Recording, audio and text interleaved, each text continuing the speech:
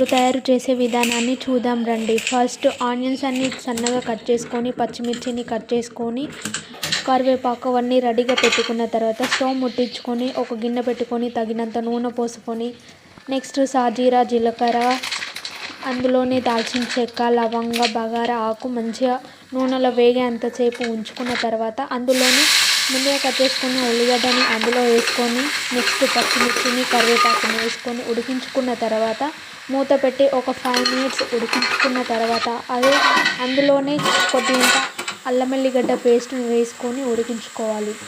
ముందుగానే ఉడకబెట్టుకున్న కాళ్ళని మంచిగా 2 టైమ్స్ వాష్ చేసుకొని ఇందులోనే మంచిగా వేసుకొని ఉడికించుకున్న తర్వాత అందులోనే కొద్దిగా పసుపు, ఉప్పు వేసుకొని ఉడికించుకోవాలి. నెక్స్ట్ మంచిగా తగినంత కారం వేసుకొని ఉడికించుకున్న తర్వాత ఒక 2 గ్లాసెస్ వాటర్ పోసుకోవాలండి.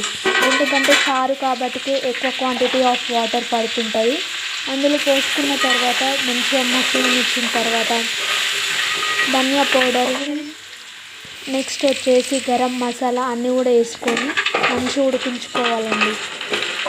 మంచి వేడి వేడి అన్నంలో కానీ, రోటీలో కానీ, రాగి సంకటిలో కానీ చాలా బాగుంటుంది. ఫైనల్గా కొత్తిమీర, పుదీనా వేసుకోండి. నా దగ్గర లేదండి, వేసుకోలేదు.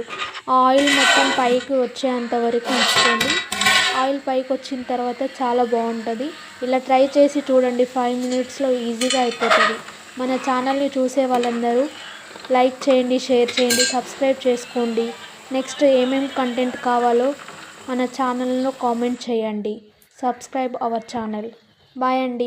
ఎవరైనా కొత్తగా చూస్తే మాత్రం షేర్ చేయండి.